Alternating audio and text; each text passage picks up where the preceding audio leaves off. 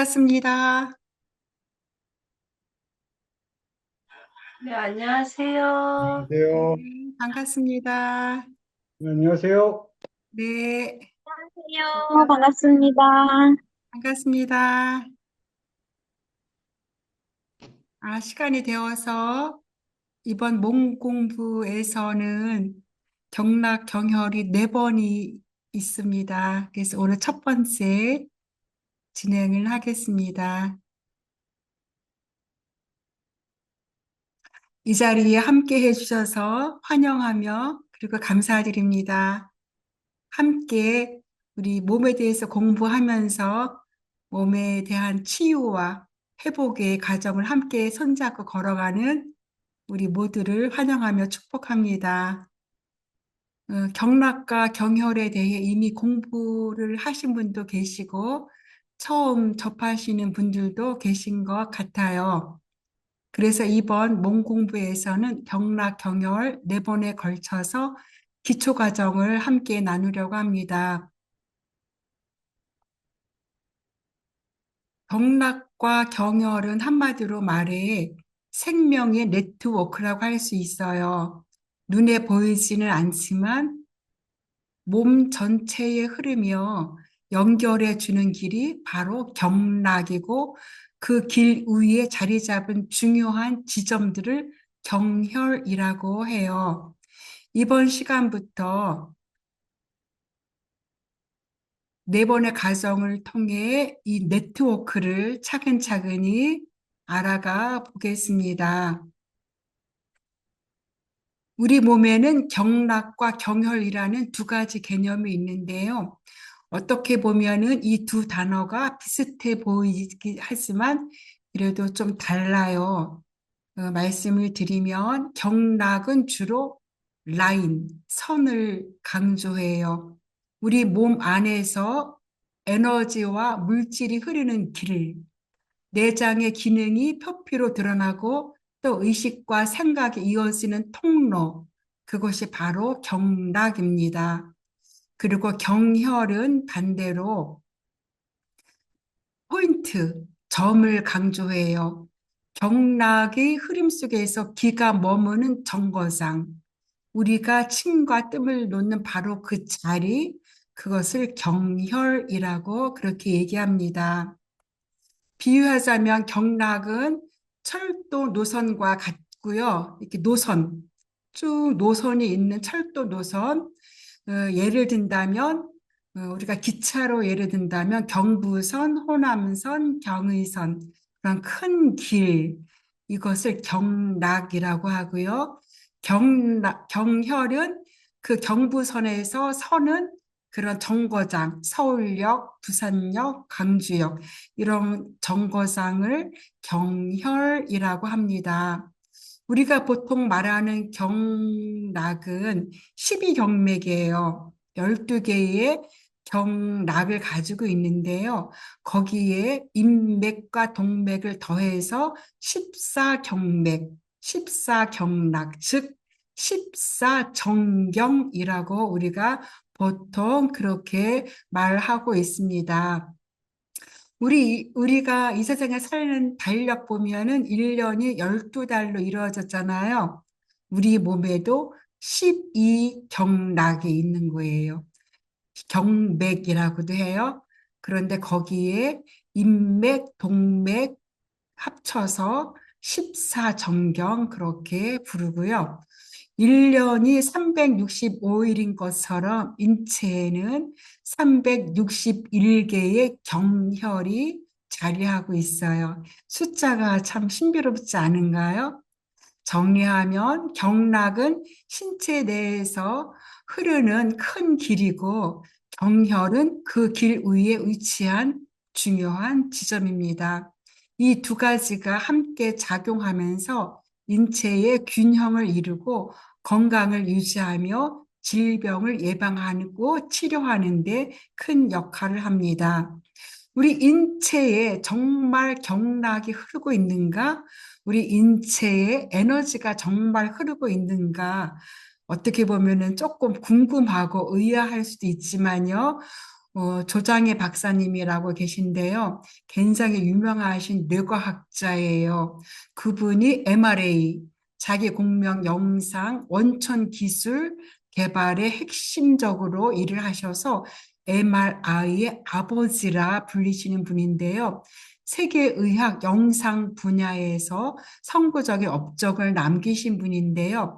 그분이 경락에 대해서 경락이 흐르는 것을 영상으로 찍은 게 있어요. 조장희 박사님이신데요. 우리가 지금 그 영상을 같이 보겠습니다.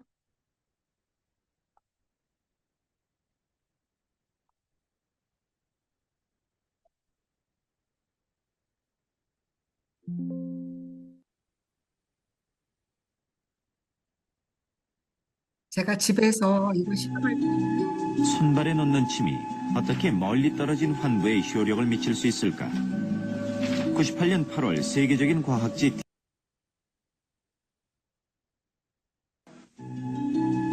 손발에 넣는 침이 어떻게 멀리 떨어진 환부에 효력을 미칠 수 있을까? 98년 8월 세계적인 과학지 디스커버에는 미국 캘리포니아 공대 핵물리학 교수인 조장희 박사에 관한 기사 한 편이 실렸다. 수천 년 전부터 동양에서 기의 통로라고 전해지는 경락에 관한 실험인데 인체 내에서 가장 긴 경락인 족태양 방광경은 발끝 지음혈에서 시작해 눈까지 이어진다고 한다. 침점과 침점을 잇는 이 선의 의미는 무엇일까? 실험 결과 확인된 흥미로운 사실 한 가지. 발과 눈을 자극할 때 비슷한 효과가 나타난다는 것이다. 구체적인 실험 과정을 보자. 우선 눈에 빛을 쬐인 후 뇌의 반응을 MRI로 측정했다.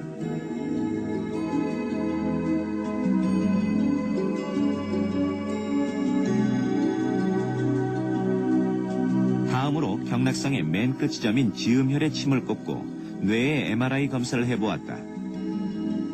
놀랍게도 눈을 자극했을 때와 상당히 유사한 결과가 나왔다. 눈에 빛을 쬐일 때나 발끝 지음혈을 자극했을 때 뇌의 신호는 비슷하게 나타난다.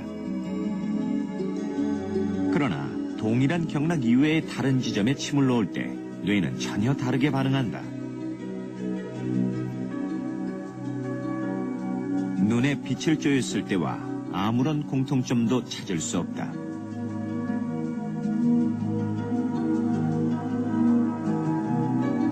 지음혈 이외에도 전통 경락도에서 족태양 방광경상에 표시된 경혈점들을 자극하면 모두 비슷한 뇌의 반응이 있었다. 혈관이나 신경과는 별도로 눈과 발끝을 하나로 연결시키는 어떤 통로가 있다는 뜻이다. 한방에서는 우리 몸 안에 이런 경락이 모두 12개가 있다고 설명한다. 네, 조장희 박사님이 이걸 찍어서 아주 유명한 그 디스커버리는 책 잡지에 실은 그 영상입니다. 우리가 경혈 그러면 침을 놓는다 그러면 아플 때 치료하는 잔이라고 생각하잖아요. 그런데 경락과 경혈은 아플 때만 필요한 자리가 아니에요. 경락과 경혈이 정상적으로 기능을 해야지 몸이 건강한 것인데요. 몸이 건강하지 않을 때 예를 들어서 간이 나빠졌다거나 간이 약해졌다. 그러면 간과 연결된 경혈에는 반드시 변화가 나타납니다. 이것은 장부와 경혈이 서로 연결되어 있기 때문인데요. 장부가 병들면 그와 관련된 경혈도 함께 병들고 경혈을 통해 장부의 상태를 드러나기도 합니다. 그래서 경혈은 치료뿐 아니라 진단과 예방에도 중요하게 쓰임받고 있습니다. 자유화 사랑님이 진단할 때에 맥을 짚고 또한 얼굴도 살펴보고 또한 이렇게 이야기로 이렇게 상담도 하기도 하지만 그보다 더 중요하게 보는 그 진단은 몸이에요. 몸 자체. 그래서 등과 배는 장부의 상태를 가장 잘 드러내는 자리이기 때문인 거예요. 이처럼 경혈은 단순한 점이 아니라 몸의 내부 상태를 외부로 보여주는 창구이고요. 경혈의 역할은 정보를 모으고 전달하는 일을 해요. 우리 몸에서 일어나는 에너지나 그런 정보, 그런 것들을 그 경혈 자리에서 모으고 위로 올려보내주고 아래로 내려보내주고 전달하는 일을 합니다. 즉, 경혈은 몸 안의 장부와 몸 밖의 신호를 연결해주는 중요한 지점이라고 할 수 있어요. 그래서 일본의 유명한 어떤 친구사는 이렇게 해석했어요. 아픈 사람은 경혈에 침을 놓고 뜸을 뜨는데 이것은 단순히 경혈을 자극하는 것이 아니라 경혈을 자극하는 것이 아니고 경혈을 살리는 것이라고 했어요. 즉, 경혈의 본래의 역할인 에너지를 모으고 그 에너지를 위로 아래로 잘 보내는 기능을 회복하도록 도와주는 것이 바로 침과 뜸의 목적이라는 것이에요. 이 말은 매우 중요한 의미를 담고 있는데요. 침은 억지로 몸을 조종하는 도구가 아니라 경혈이 지닌 기능을 깨우고 몸이 스스로 회복할 수 있도록 길을 열어주는 열쇠라는 것입니다. 그래서 우리는 경혈을 단순히 자극하는 자리라고만 생각해 왔지만 더 본질적인 의미는 경혈이 가진 원래의 기능을 잘 할 수 있도록 살려주는 자리라는 개념을 가지고 치유에 접근하는 것이 중요합니다. 이 관점을 가질 때 침가뜸은 단순한 기술이 아니라 몸 안의 생명 네트워크를 되살리는 행위가 되는 것입니다. 그리고 우리 몸 안에 수많은 경락과 경혈을 서로 연결되어 있어요. 경락의 의미 안에는 신경, 혈관, 림프관 같은 해부학적 요소들도 일정 부분 포함되어 있고요.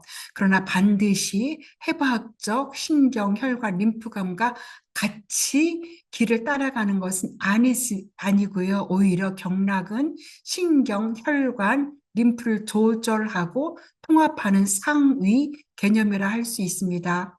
즉, 해부학적 구조들이 따로따로 작용하는 것이 아니라 경락이라는 더 큰 네트워크 속에서 서로 연결되고 조화롭게 작동하는 것입니다. 정리하면 침과 뜸은 경혈을 억지로 자극하는 것이 아니라 그 자리가 살아 움직이도록 돕는 것이다. 경락은 단순한 신경, 혈관, 림프의 길이 아니라 그 모든 것을 통합적으로 조절하는 더 큰 생명 에너지의 네트워크라는 것입니다. 경락은 우리 몸에서 위로 아래로 촘촘하게 연결되어 있으며 이 길은 단순히 표면에만 머무는 것이 아니라 몸 안의 장부와 연결되어 있어요. 경락의 흐름이 마치 선도라고 한다면 그 시작은 수평 폐경에서 출발해서 마지막은 족고름 강경에서 끝나는데요. 이렇게 12개의 경락이 하루에 52번 52번 이렇게 흘러요. 한 번 순환하는데 28분 돌고 하루에 52번 돌아간다고 그렇게 전해집니다. 수태음 폐경, 그러면 폐는 숨 쉬는 거잖아요.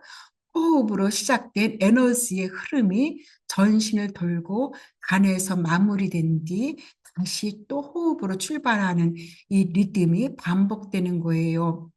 그래서 우리도 침을 넣어왔을 때 보통 30분 정도를 침을 꽂고 있는 전통이 있어요. 모든 침법이 동일한 방식은 아니지만 엘리마학다에서는 침을 놓고 전침을 해주잖아요. 전침을 해주고 15분간 전침하고 전침을 끄고 이어서 15분 유지하는 방식으로 합니다.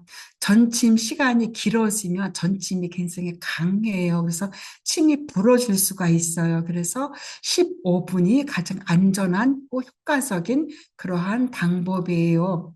우리가 침에 대해서 놓았을 때, 침을 딱 꽂았을 때, 배나무로 만든 침을 쓰면 효과가 있을까요? 효과가 어떨까요? 아마 잠시 5분 정도의 국소 자극 효과는 있을 것입니다. 그런 하면 동물의 뼈를 갈아서 만든 침을 사용한다면 어떨까요? 물론 물리적 자극은 가능하겠지만 깊은 치료의 효과는 제한적일 거예요. 그런데 우리가 실제로 사용하는 침은 모두 뭐로 되어 있지요? 쇠, 철로 되어 있어요. 왜일까요? 왜 침은 꼭 철로만 만들고 있을까요? 현대 의학적으로 설명하자면 우리 몸은 전기 덩어리예요.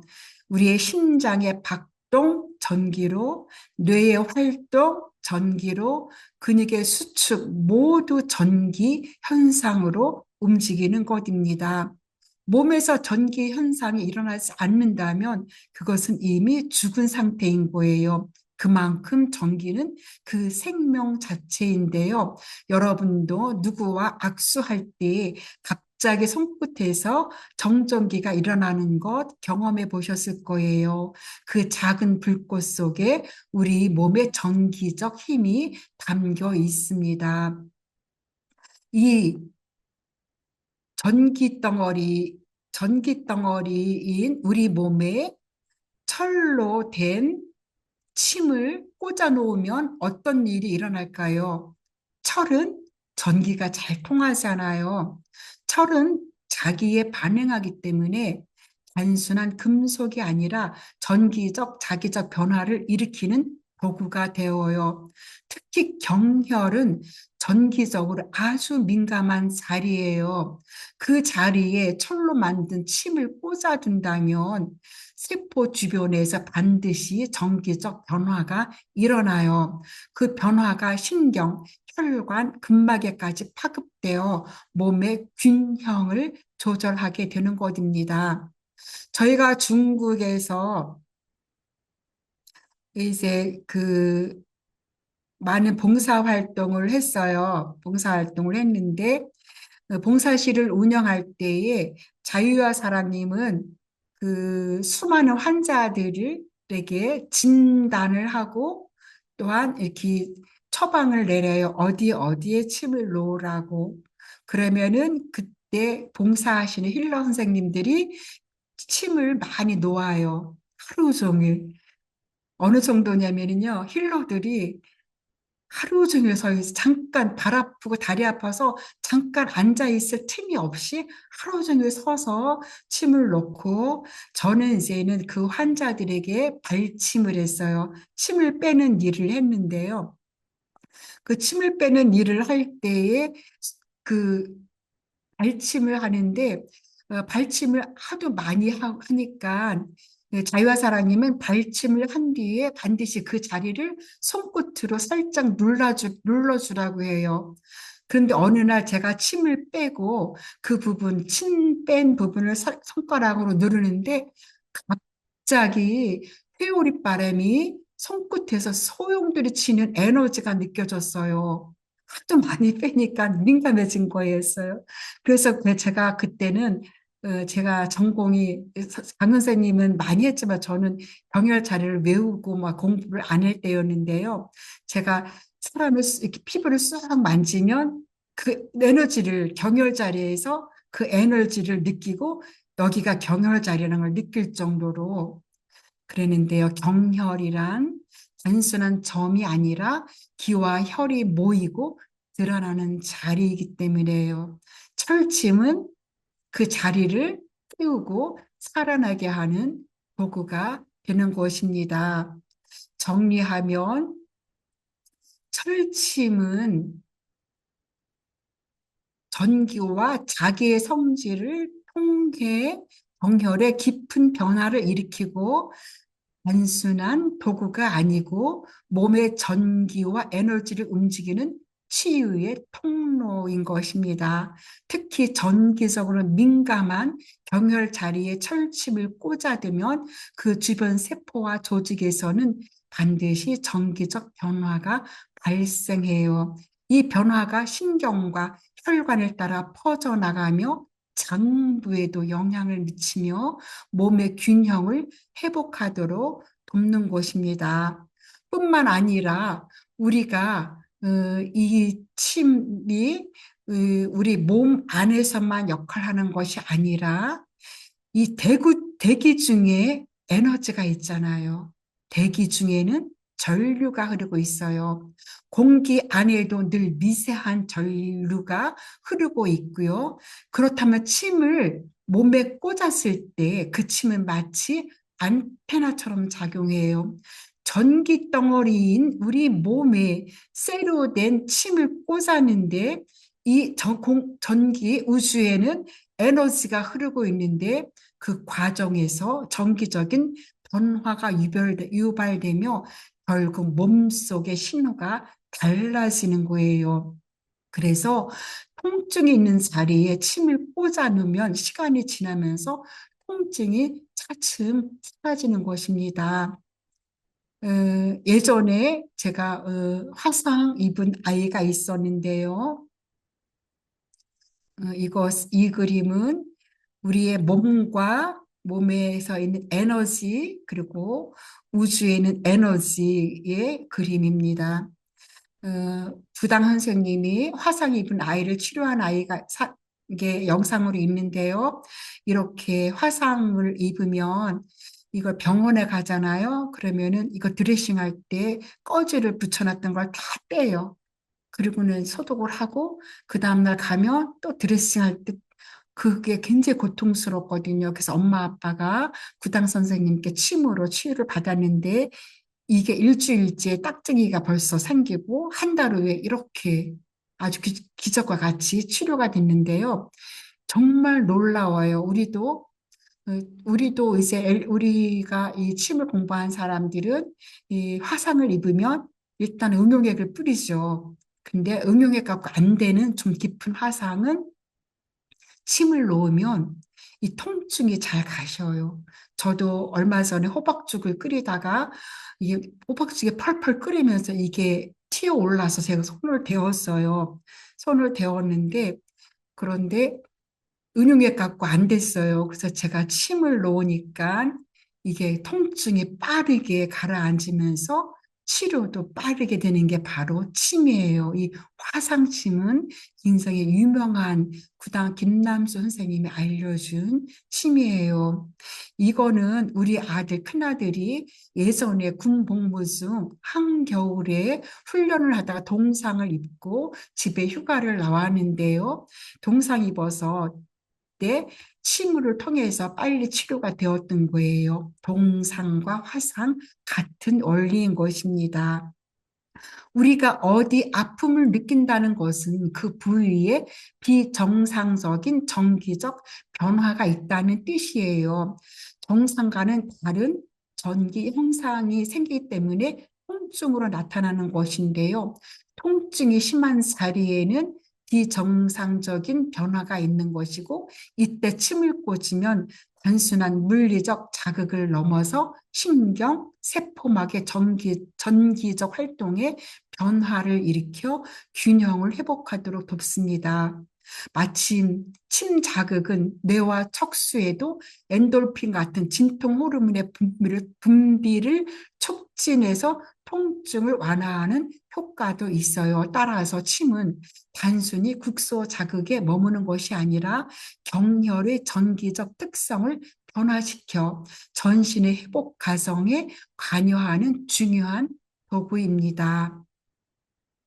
그래서 이제 침을 꽂았을 때 그 에너지가 경락을 통해 전신으로 펴져나가며 기와 혈의 순환을 조절하고 몸의 건강과 균형을 유지하도록 돕는 것입니다. 오래전에 자유와 사랑님이 침을 놓으면 왜 치료가 되는가에 대한 의문점에 대해서 아마 들으신 분들도 계실 거예요. 침을 놓으면 왜 낫는 거야? 도대체 왜 낫는 거야? 그 교수님들한테 물어봐도 그냥 놓으라고 하고 많은 사람들 물어봤는데 대답을 대답을 들을 수가 없었어요. 그 궁금증을 풀어줄 대답을. 그래서 그 의문점을 장장 10년 동안 의문점을 긴 시간 동안 가지고 있었는데요. 어느 날 중국 웨이팡에서 눈이 온 펑펑 내리나 창밖을 바라보다가 깨달았다고 해요. 바로 전자의 문제구나. 바로 모두 이게 신비로운 게 아니라 침이 신비로운 게 아니라 바로 전자기력의 문제다. 전부 전자기력의 문제구나. 그런 걸 깨달았을 때는 너무나 이게 평범한 거라 좀 허탈하기도 했다고 해요. 화상으로 생긴 일도 전자기력 문제, 피부 속에인 것도 전자기력, 모든 것은 전자기력의 문제다. 전자의 문제다. 근데 자유와 사랑님만 발견한 게 아니라 우리 몸은 전기다. 이것을 강남 성모병원 의사 선생님이 이곳에 오셔서 이 책을 선물해주고 갔어요. 그분이 그 남편이 과학자인데 좀 이 책을 선물해주고 갔어요. 그래서 전기다. 약을 먹는 것도 전자기력의 문제고 모든 것은 전기의 문제다. 우리의 몸은 에너지가 있어요. 전기 덩어리고요. 빛 덩어리예요. 에너지가 있습니다. 그래서 우리 몸은 닫혀 있는 상자가 아니라 언제나 외부와 연결되어 있는 열린 시스템인 거예요. 이것은 특수 촬영을 한 거예요. 우리 몸의 에너지와 그 주변 에너지가 같이 이렇게 흐르고 있는 걸 특수 촬영으로 한 건데요. 늘 에너지가 흐르고 있고 심장의 박동, 뇌에서 오는 전기 신호, 세포의 대사 활동, 그리고 기와 혈, 순환 같은 것 모든 것이 에너지인 것입니다. 우리와 연결된 에너지가 있는데요. 외부에는 공기, 햇빛, 물, 음식, 그리고 보이지 않지만 대기 중에 전기, 자기까지 외부 에너지가 있어요. 그런데 침이 경혈에 꽂히는 순간 그 자리는 단순히 한 점이 아니라 바로 내 안과 밖에 소통하는 창구가 되는 것입니다. 경혈은 내 안의 흐름이 밖으로 드러나고 바깥의 에너지가 안으로 들어오는 창구예요. 대기 중에 근원 에너지가 들어오는 창구입니다. 우리는 비가 내리기 전 공기의 변화를 느끼는 것도 바로 이 대기의 전류와 관련이 있고요. 대기에는 언제나 전기적 파동이 흐르고 있어요.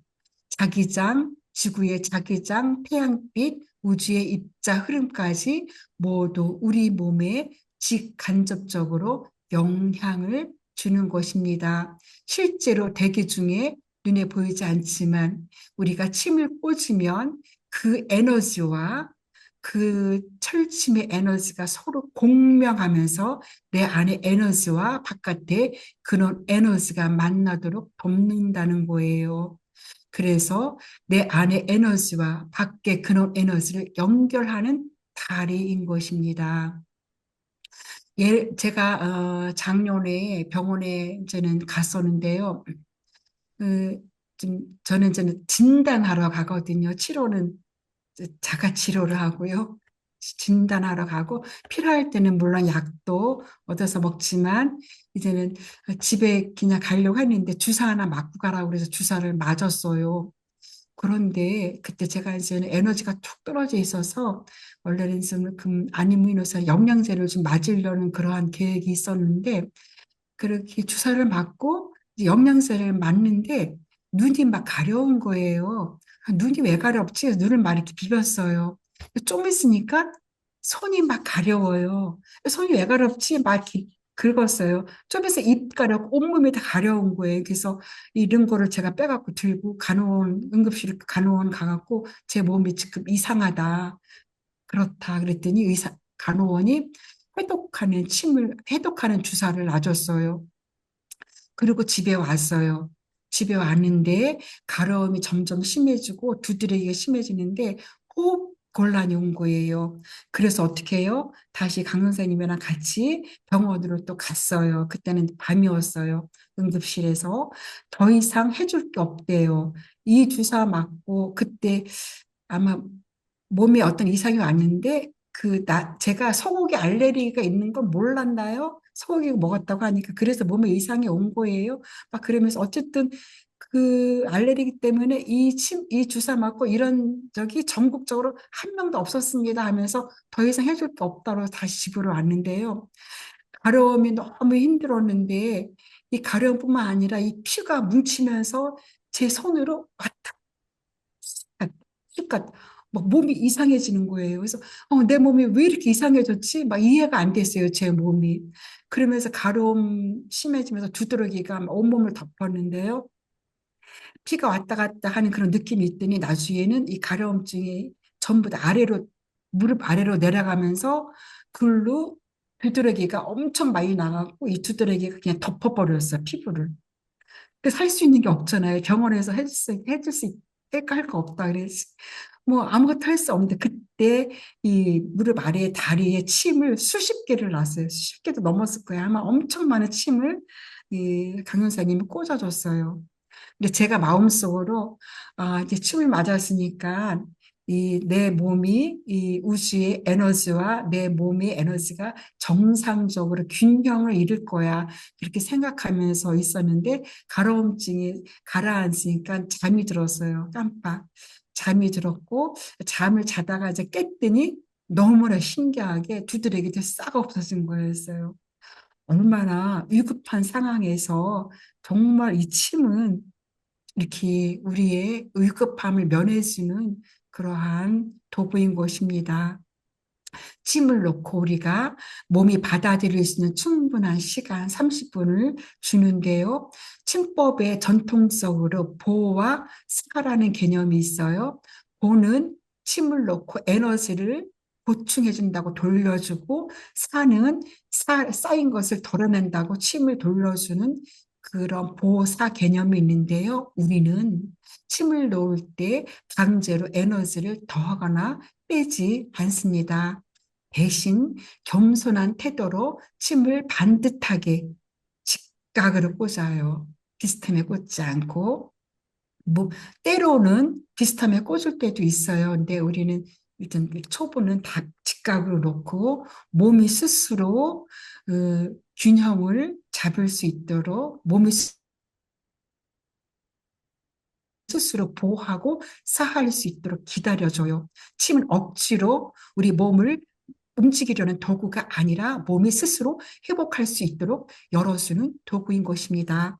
그래서 우리가 이제 앞으로 경락경혈을 공부하는 데 있어서 경락이 12개 있어요. 이렇게 많아요, 경락이.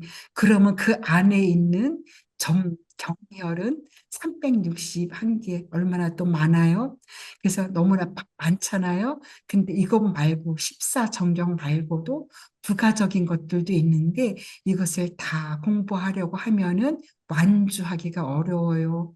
실제로 그랬어요. 우리가 중국에 있을 때 운남 중의대 학생들뿐 아니라 북경 중의대 학생들도 비행기 타고 와서 거기 와서 공부했는데 우리가 운남에 살았기 때문에 운남의 중의대 학생들은 일주일에 한 번씩 와서 강의를 들었고 북경 중의대 학생들도 와서 며칠씩 있으면서 공부했는데요. 그때는 이렇게 그 학생들도 이걸 하나부터 열까지 이렇게 차근차근 하다 보면은 방광경에 가서 거의 포기하는 학생들이 많았어요. 그래서 자유사랑님이 순서대로 차례차례 공부하는 게 아니라 일상에서 바로 활용할 수 있는 것만 추려서 배우는 방법으로 하고 있습니다. 실생에서 당장 쓸 수 있고 효과를 체감할 수 있는 경락과 경혈을 공부할 수 있는 있도록 돕는 거예요. 그런데 동시에 더 깊이 배우고자 한다면, 몸에 대해서 더 공부하고자 한다면 결국은 경락 전체를 공부해야 돼요. 경락을 모두 공부하고 익히면 진단할 때 훨씬 유용하고, 그리고 어떻게 치유해야 할지에 대해서 통찰력이 생깁니다. 예를 든다면 어느 약사님이 약에 대해서 많이 알고 있다면 환자의 상태에 맞게 서로 조화롭게 약을 배합해 쓸 수 있는 것처럼, 경락을 폭넓게 많이 알고 있다면 환자를 치유하는 데 있어서 더 많은 치유를 할 수 있을 것입니다. 그래서 치유의 길을 걸어가시는 분은 지금은 우선 필요한, 실생활에 필요한 것을 쉬운 것부터 공부하지만 결론적으로 경락 전체를 다 공부하는 것이 유용합니다. 임사라 선생님 알아들으셨지요? 네, 지금 샵을 하고 있기 때문에, 그리고 앞으로 샵을 하실 분들은 경락 전체를 공부하시면 이 환자를 보고 진단하고 치료하는데 더 많은 도움을 줄 수가 있어요. 우리가 이제는 작년에 에, 3개월 동안 쉬운 경락 격려를 했는데요. 3개월이면 일주일에 한 번씩 줌으로 하고 한 달에 한 번 엘린말에 와서 실습을 했는데요. 3개월 동안 공부한 분들이 처음 이렇게 하나하나 차근차근히 배웠어요. 휴지 놓고 침을 꽂는 법, 그리고 또 이렇게 다루는 법, 그리고 또 이렇게 한 달에 한 번 와서 임상 이렇게 실습하고 하고, 그 3개월 공부하신 분들이 이제 태국에 침술 봉사를 갔어요. 이것을 보여드리는 이유는 우리 모두 다 침술은 쉽다, 공부하면 할 수 있다라는 것을 보여드리기 위해서 잠깐 영상을 바라보겠습니다. 네, 심술이 어려운 것 같지만 어렵지 않아요. 공부하다 보면은 할 수 있어요.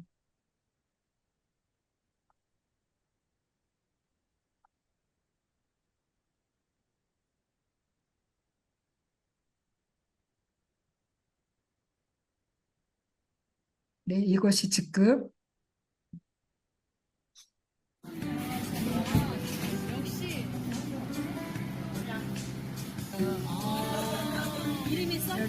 안녕. 썽태우. 저희가 태국 신술 공부 이 진술 선교사로 정합니다.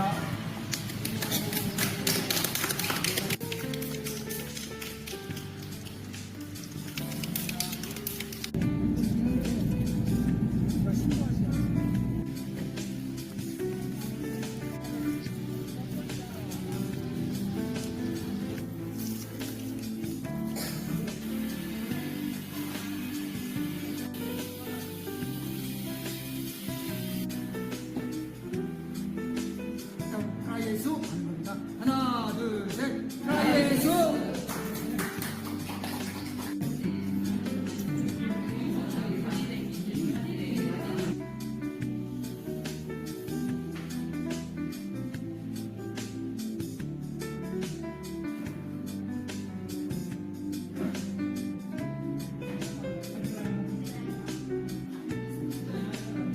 아이와 사랑님이 진단하고 점을 찍어주면 그 점에다가 침을 놓았어요.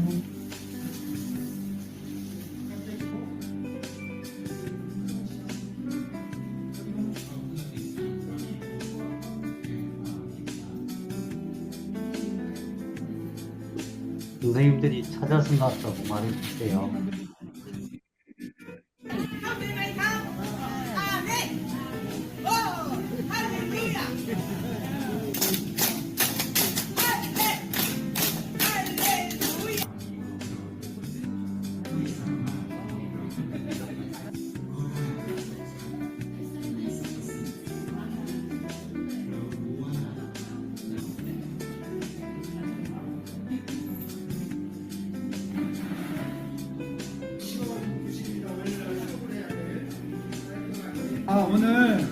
여러분들이 와서 거의 오전에 한 40명, 오후에 40명 정도 했거든요.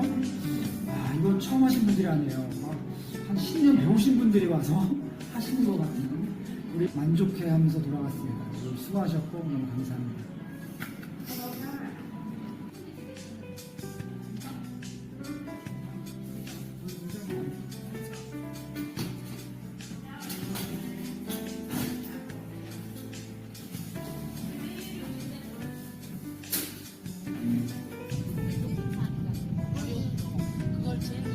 근데 그냥 마을의 어떤 부분적으로 이렇게 좀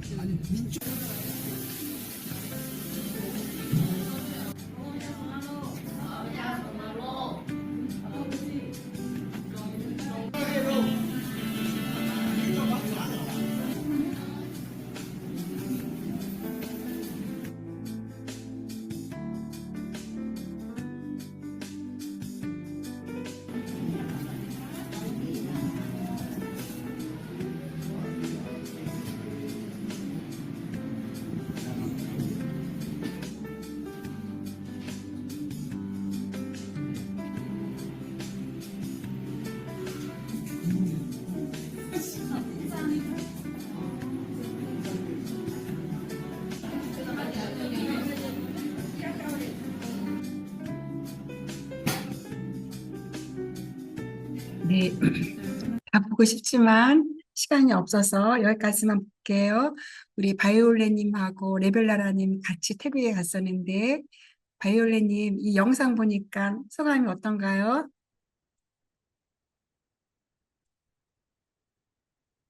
네, 레벨라라님 소감이 어때요?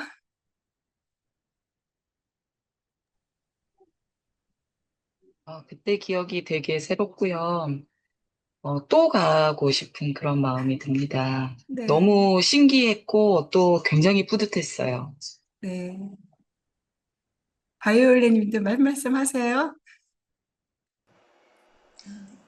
처음 침 배우기 전에는 너무 아플까봐 두려움도 많고 걱정도 많았고, 그리고 태국 가서도 당일날 혈자리를 다 못 외워가지고 밥 먹으면서까지 혈자리 공부하고 그랬거든요. 근데 막상 닥쳐서 이제 환자가 딱 내 앞에 오고 침을 이제 놔드려야 될 때는 그냥 또 선생님께 배우고 또 선생님께서 옆에서 다 함께 해주시니까 믿고 또 안심하고 그렇게 했었거든요. 그래서 다 마치고 나서는 너무 이렇게 되게 기쁜 마음도 들었고 뿌듯했고, 또 다음에 이런 기회가 있다 하면 또 다른 분들을 도울 수 있는 또 그런 자리에도 참석해야겠다, 그렇게 생각하고 있었습니다. 네. 네. 우리는 그분들께 침술로 도움을 드렸지만 사실 우리가 더 큰 행복을 얻었어요. 더 큰 그런 기쁨을 얻었어요. 말도 안 통하는 사람들인데 침술 양절로 세수양생으로 서로 마음이 연결되는 그러한 놀라운 은혜와 또한 기쁨도 나누고 그런 시간이었습니다. 우리가 이 땅의 삶을 살아가는 데 있어서 목적이 있을 거 아니에요. 그죠? 영적으로 성숙해서 나의 꿈을 이루는 삶을 살고 싶다. 빛나는 삶을, 빛의 삶을 살고 싶은 게 우리들의 삶의 목적인데, 우리들이 영적으로 성장하는 데 있어서 하나의 중요한 그 길이 바로 봉사라고 해요. 봉사는 중요한 영적 훈련의 성장을 위한 훈련이며 하나님과 더 깊이 연결되는 통로가 바로 봉사이기 때문에 오히려 우리가 그때 그 도움을 준 게 아니라 더 도움을 많이 받고 왔다고 할 수 있습니다. 네, 이렇게 우리가 이제는 14정경 에 대해서 인맥과 14정경을 다 다룰 수는 없고요. 4번이라서 다 다룰 수는 없고, 지난번에는 몸의 원리와 중요한 혈자리 같이 했는데 이번에는 몸의 원리 중심으로 가야 할지 혈자리 중심으로 가야 할지 지금 고민 중에 있습니다. 아무튼 그 중에서 14정경 중에서 인맥 인맥과 동맥은 가장 중요한 경락입니다. 인맥은 우리 앞에 아랫배에서 시작해서 복부 중앙을 따라 상하로 흐르는 경락인데요. 전신의 음을 조절하고요. 여성의 생식기, 자궁 기능, 남성의 비누기 건강과 밀접한 연관이 있으며 소화기와 하복부 기능에도 중요한 역할을 하는 게 인맥이고요. 동맥은 등어리에 뒤쪽에 척추를 따라 꼬리뼈부터 머리로 올라가서 얼굴까지, 머리에서 얼굴까지 코까지 내려오는 게 바로 동맥인데요. 양의 경락을 총괄하면서 뇌와 신경계, 척추 건강과 깊은 관련이 있으며 기운을 복돋우고 면역력을 강화하는 데 아주 중요한 그러한 경락이에요. 이 두 경락은 다른 경락은 필요한 것만 뽑아서 몇 개만 하지만 이 두 개는 다 해야 돼요. 왜 그러냐면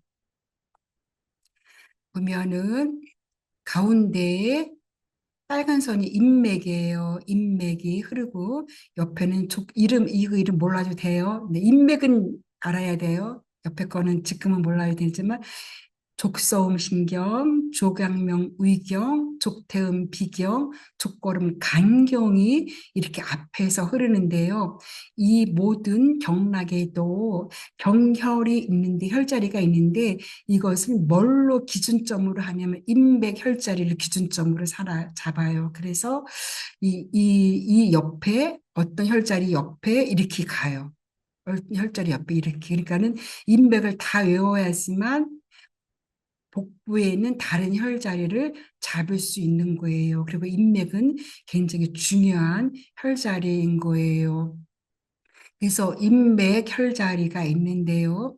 인맥 혈자리를 지금은 무슨 말인가 하겠지만 그냥 들어만 보세요. 제가 읽어줄게요.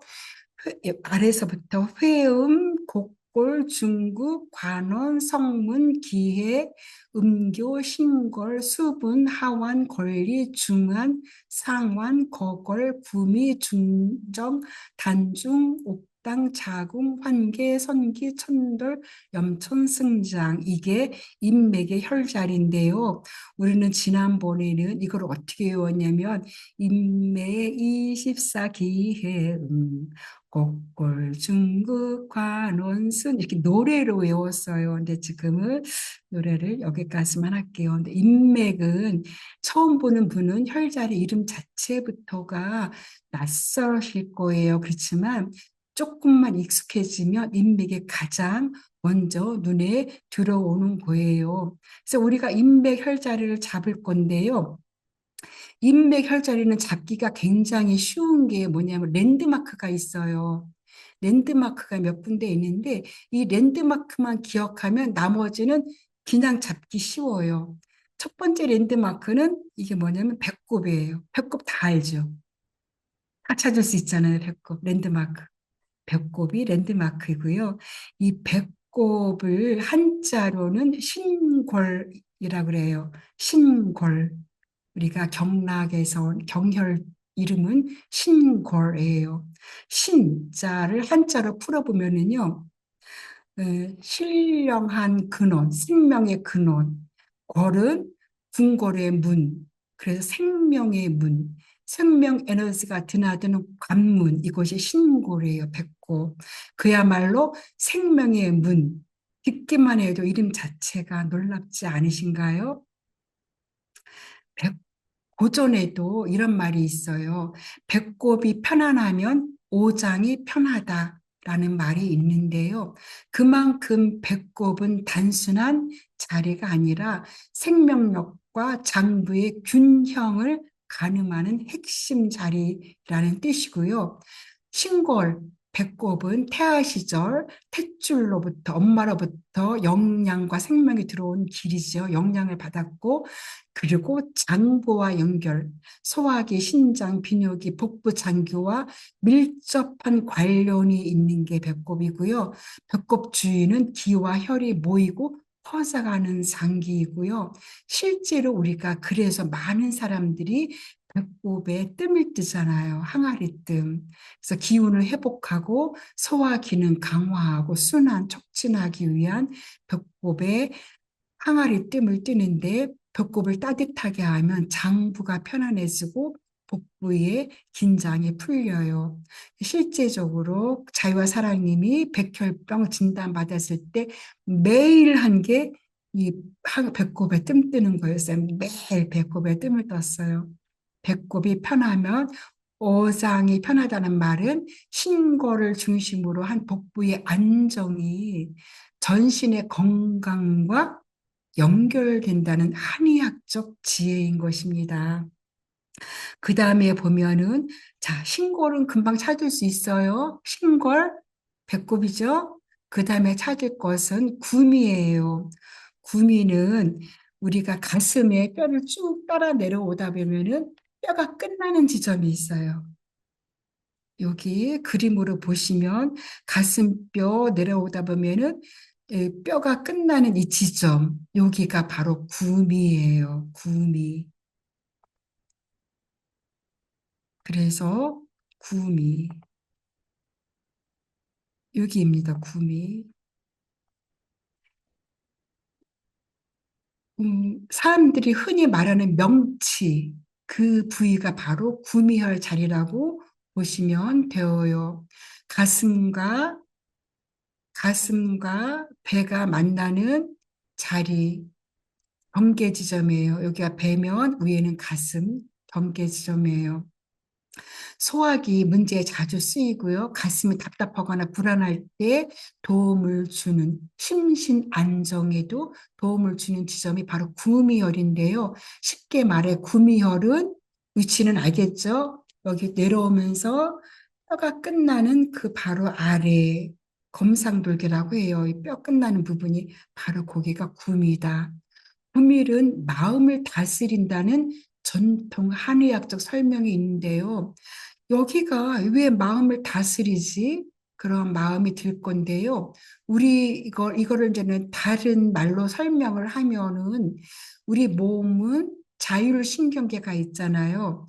자율신경계는 내 의지로 직접 조절할 수 없는 거잖아요. 심장 박동, 소화, 혈압, 땀 분비, 이 기능, 자율신경 내가 조절할 수 없는데 단 하나 내가 조절할 수 있는 거 한 가지 있어요. 그게 뭘까요? 바로 호흡입니다. 우리의 호흡은 우리가 의식적으로 느리게, 깊게, 빠르게 그렇게 조절할 수 있는데요. 그래서 호흡은 자율신경과 의식을 연결하는 다리라고 말하기도 하는데요. 구미혈이 바로 이 호흡할 때 움직이는 횡격막 바로 거기에 위치해요. 횡격막은 호흡을 담당하는 주된 근육으로 이 부위가 활발히 움직이면 호흡이 깊어지고 자율신경이 안정돼요. 그래서 깊은 호흡은 긴장을 낮추고 몸과 마음이 편안하게 해준 효과를 주잖아요. 그래서 엘리마당에서 매주 한 번씩 줌으로 진행하는 기도 모임이 있는데요. 기도 모임이 시간이 지날수록 모임의 분위기가 달라져요.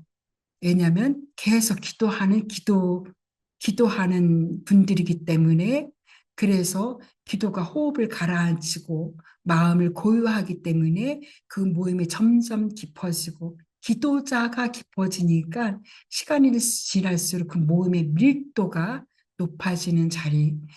시간이 지날수록 말하는 게 달라지고 고백하는 게, 생각하는 게 변하는 이 자리가 바로 우리가 호흡으로 기도하는 그러한 침묵 기도이기 때문에 그렇게 달라지는 것입니다.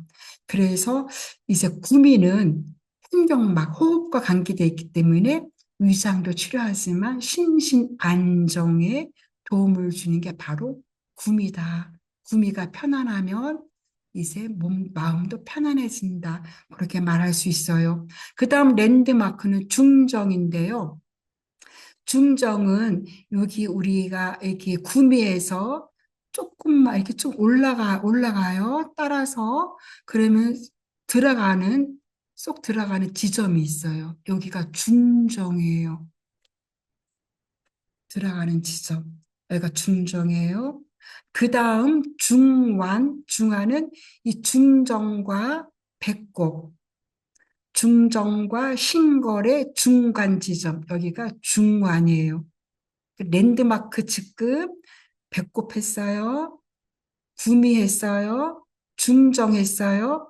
중정과 배꼽의 중간, 중완했어요. 중완은 위에 중심 부위에 해당되기 때문에 소화기와 관련된 매우 중요한 혈자리가 바로 중완인 거예요. 그 다음 랜드마크는 곡골인데요. 곡골은 여기 치골뼈가 있잖아요. 이게 만지면 우리 바로 배 끝에 내려가서 만져지는 치골뼈 거기가 바로 그 위에가 곡골이에요. 이것도 만지기 쉽고 찾기 쉬워요. 그 다음은 랜드마크는 전중인데요. 그림에는 없지만 조금 더 올라가면은 젖꼭지 있어요. 이 젖꼭지가 전중이에요. 전중. 젖꼭지 다 찾을 수 있지요? 자, 랜드마크 아래서부터 곡골, 중안, 곡골, 배꼽, 신골, 중안, 구미, 중정, 전중 이렇게 랜드마크 잡았습니다. 이 랜드마크를 알면은 그다음에 나머지 혈자리는 잘 잡을 수 있어요. 자, 이게 인맥 전체 혈입니다. 그래서 보면은 곡골, 곡골을, 곡골 이제 기억나시죠? 곡골 지우기가 많은데. 네, 제가 컴퓨터 작동이 서툴러서 곡골은 아랫부분에 있어요. 그리고 배꼽 있고요. 신골, 그 다음에 중안, 그 다음에 중정, 구미, 그 다음에 중정, 그 다음에 전중 이렇게 랜드마크를 잡았습니다. 그래서 그 랜드마크 잡고 그거를 네 등분해서 이렇게 나누고 다섯 등분해서 나누고 그 나머지 이 랜드마크만 알면은 나머지는 그냥 자동으로 잡혀요. 그런데 우리가 인맥에서 쓰는 혈자리가 많지는 않아요. 많지는 않은데 그런데 인맥 혈자리를 다 외워야 되는 이유가 있다고 그랬어요. 우리가 복부에서 이 다른 곳으로 흐르는 경락의 중요한 혈자리 잡을 때 인맥을 기준점으로 해서 잡기 때문에 인맥은 다 외워야 된다고 말씀드립니다. 그래서 배꼽 옆에는 황유라는 게 있고 천추라는 게 있어요. 이렇게 따라서. 그런데 황유, 배꼽 옆에 천추, 이건 우리가 굉장히 중요하게 쓰이는 혈자리예요. 그러니까 인맥을 알아야 되겠죠. 또 우리가 이 거골 옆에 쓰는 기분, 이거는 간 치료에 아주 중요한 자리예요.